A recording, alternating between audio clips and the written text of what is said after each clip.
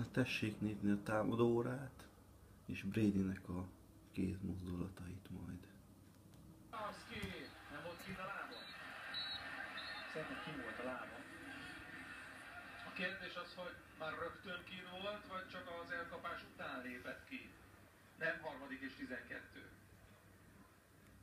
Az óriási, hogy megbeszélik egymással. Persze, mert hogy azért tudja, tehát borzasztó jó játékosok. Tehát mindenki, akkor is vannak köztük nüanszi különbségek, de ilyenkor mehet a trash talk, abszolút, hogy akkor nem olyan mi van, nem tud tartani a lábad, vagy megy az, hogy És 11-ről 10-ről 25-re visszaugrik, hoppá.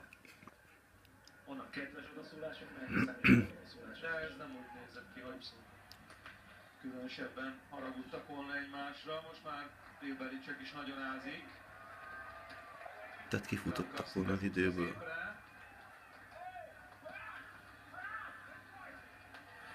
El kell indítani a New Englandnek.